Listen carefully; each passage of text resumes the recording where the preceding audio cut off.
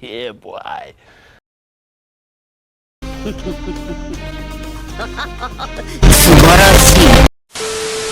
Hey there good people, it's the 8-Bit Academic here.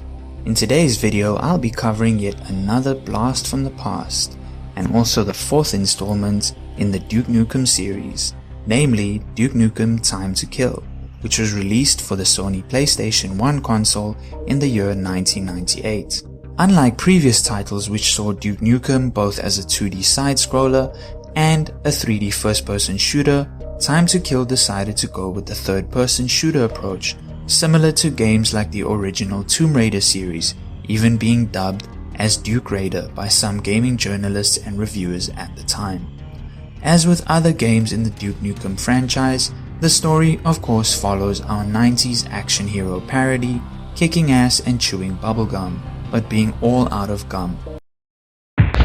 It's time to kick ass and chew bubble gum, and I am all out of gum.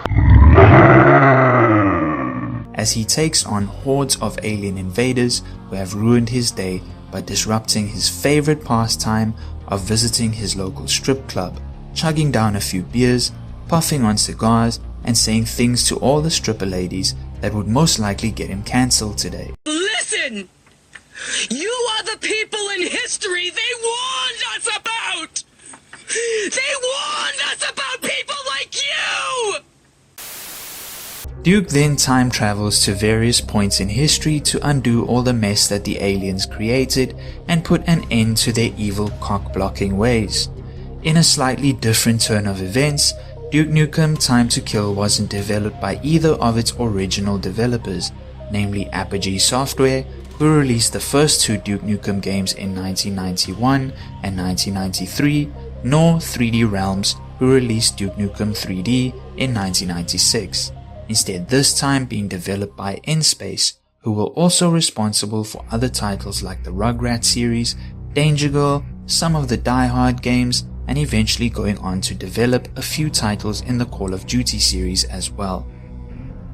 So, today's topic is quite an interesting one, and is totally not my attempt at trying to gain views and subscribers by attracting the UFO community.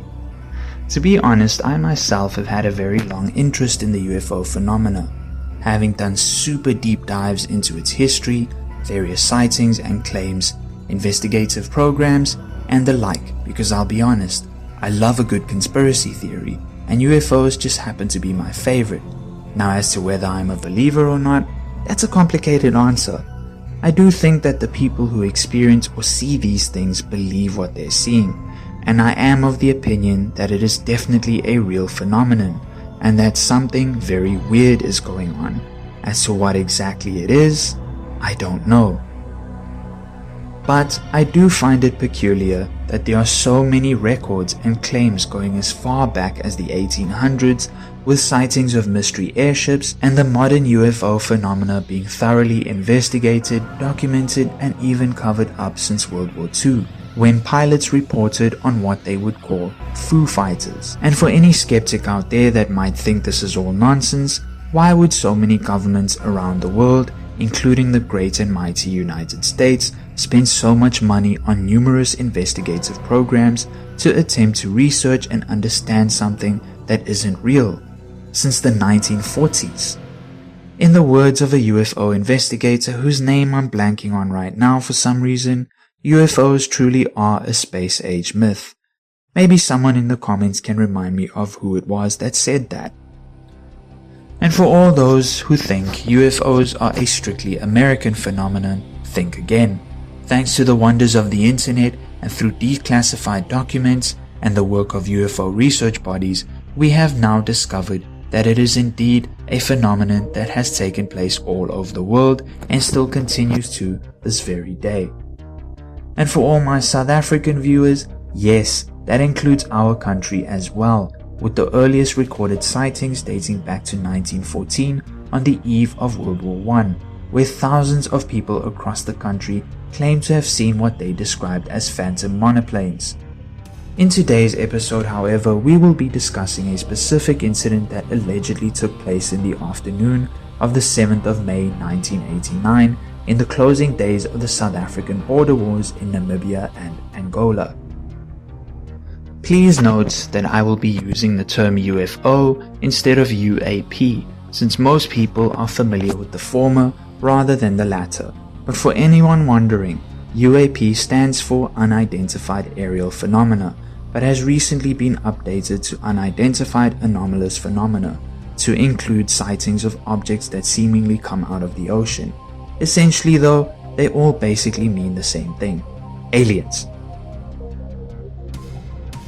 The incident began when a radar system on board the South African Navy frigate SA Tafelberg, which at the time was docked in Cape Town, picked up an unknown object moving over the sea towards land in a northwesterly direction at an extremely high speed of 10,421 kilometers per hour, or roughly about 5,746 miles per hour.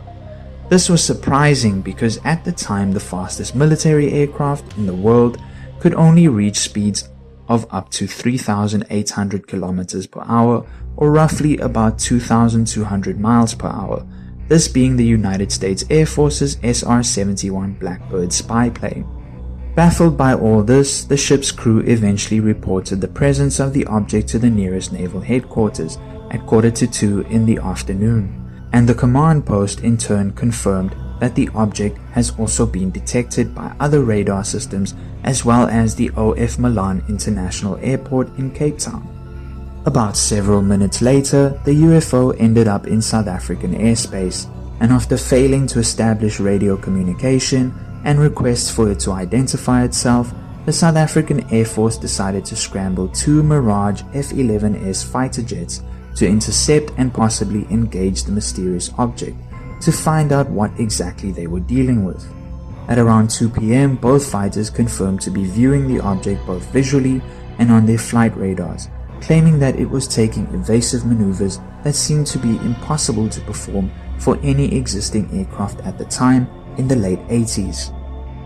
Eventually, the order was given to open fire on the mysterious object from the experimental onboard laser gun titled Tor 2. Can you believe it? They even had Star Wars tech in the 80s.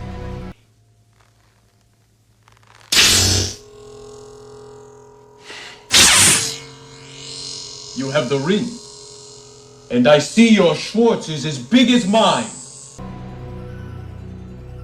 The squadron commander, who was only given the name Gozen in the official documents, reported that the object emitted several blinding flashes and lost stability, continuing to follow in a northerly direction. At 2 minutes past 2, it was reported that the object was losing altitude at a speed of 3,000 feet per minute, eventually crashing into the ground at an angle of 45 degrees, 80 kilometers north of the border of Botswana and South Africa, in the central part of the Kalahari Desert. Following this, a group of Air Force intelligence officers with medical and technical personnel was promptly delivered to the crash site for further investigation and possible retrieval of both the crashed object and its occupants. Upon investigation, the researchers found that the UFO had dragged along the surface of the ground upon impact, creating a sort of earthen funnel with a diameter of 150 meters and a depth of 12 meters. And at the end, a disc-shaped object of silver color crashed into the slope of the funnel at an angle of 45 degrees with its landing gear fully extended, possibly due to a malfunction in its electronic system, which may have been caused by the firing of the Tor 2 laser cannon from the Mirage fighter jet that had initially engaged the object. Sand and rocks in the immediate vicinity were melted as a result of thermal effects, as well as the presence of strong magnetic forces and radiation around the object, which led to the failure of the electronic equipment of the research group. The research team decided to deliver the object to a supposed secret Air Force base for further research, and all traces of the incident was hidden and covered up, as the disaster area was filled with sand and rubble to make it seem as if nothing had ever happened. At said secret Air Force base, another research team found a slightly opened hatch in the lower part of the UFO. The resulting gap was then expanded by the researchers using mechanical equipment. Once they had accomplished this, they found two humanoid creatures in tight-fitting grey suits. They were taken to an improvised Level 6 medical center at yet another classified Air Force base.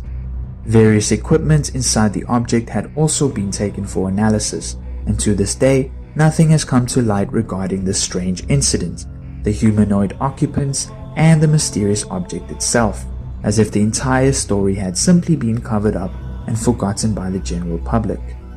I mean, it was hard enough finding anything online related to the story as well, aside from a few blog posts and online forums, but I do recall reading an article about it in my younger days in an old U magazine, the memory of which serves as the inspiration for today's episode. For those who don't know, or maybe outside of South Africa, U Magazine is a monthly subscription magazine that has existed in my country for quite a long time.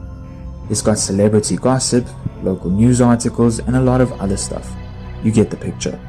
Anyway, so that is the alleged South African UFO incident of 1989, dubbed the Kalahari UFO Crash, or South Africa's Roswell. And supposedly all of this really happened. There were documents, interviews with multiple witnesses, extensive investigations conducted by various tabloid newspapers, both local and international, UFO investigators like the famous Cynthia Hind, who also investigated the case in Zimbabwe at Ariel Primary School, and so much more, including claims that the non-human occupants were eventually scooped up by the Americans and taken to Wright-Patterson Air Force Base in June of 1989. Or at least, all of this is according to a man by the name of James Van Greunen. Or is it James Van Greunen? I'm not sure whether I should go with my Afrikaans pronunciation or my English pronunciation for this. You know what, just for the sake of the international audience, I will say Van Greunen to make it less confusing. Anyway, after extensive investigation by Cynthia Hind, she would later on write an article titled Anatomy of a Hoax, the UFO crash on the South African-Botswana border, where she exposes the entire story as an elaborate hoax crafted by Mr. Van Greunen, pointing out inconsistencies and discrepancies in the alleged documents he presented to other journalists regarding the incident as proof of a hoax.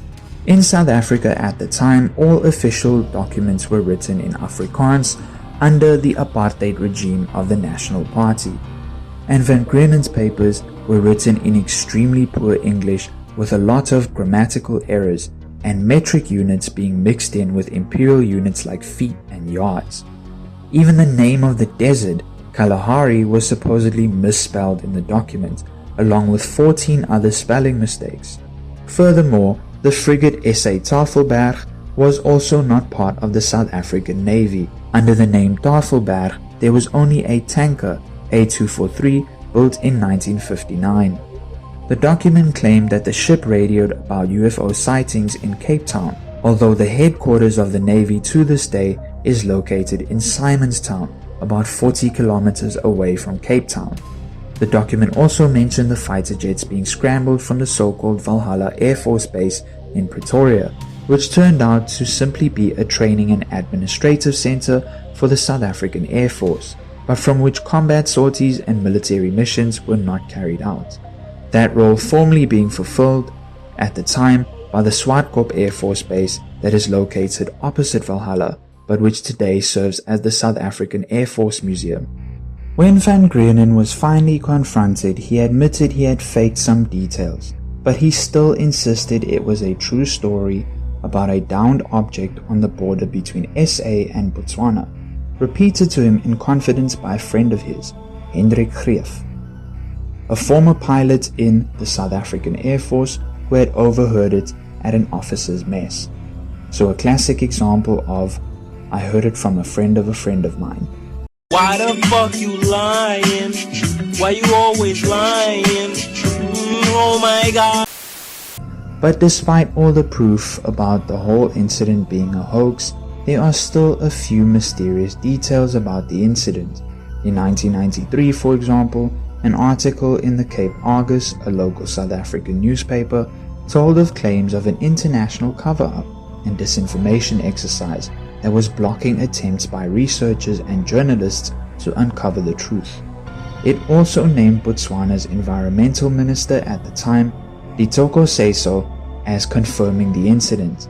When an unnamed author attempted to track the sources of the above newspaper article, he was told by the librarian at the Argus the file has been borrowed and is now missing. There was also another article written by Quest, a well-known UK magazine, which printed a special edition devoted to the subject in June 1993. According to their reporter, a joint effort by the South African Air Force and the United States Air Force called Operation Silver Diamond was mounted to recover the occupants and debris. Another unnamed former lieutenant colonel of the United States Air Force was quoted as saying, "My contacts in naval intelligence have informed me that we, the United States, have given the South Africans advanced technology in exchange for a UFO." Seems like there are a lot of unnamed individuals in this story. The magazine also went on to state that two totally independent researchers made their way to South Africa to conduct their own inquiries into the case. Each reported that a crash landing of some kind had taken place in the Kalahari Desert. One of the reports was from a Dr. J.J. Hurtak, an American ufologist and professor of science. The other was from J. von Butlara, a German researcher. Both were able to confirm military sightings of an object over South African airspace. There are also reports of yet another nameless researcher Really? who traveled to the Kalahari region, where he spoke at length with a local Khoisan tribesman who confirmed having seen strange aerial objects in the area.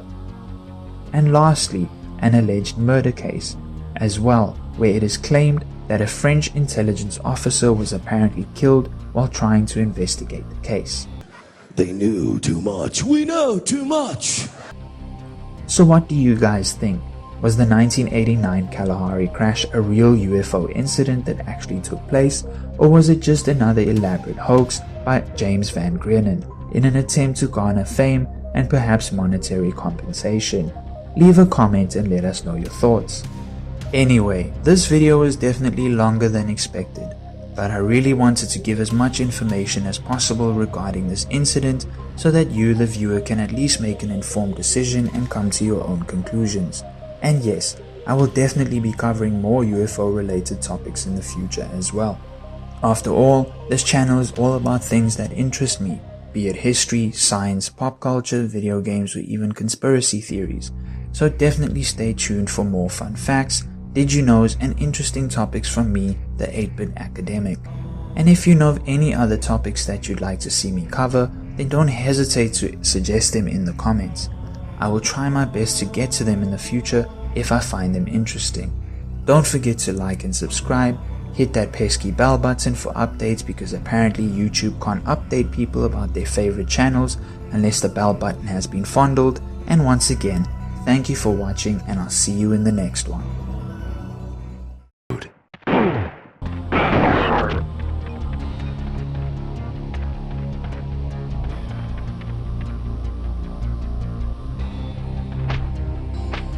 Turn out the lights and I'll show you the meaning of pain.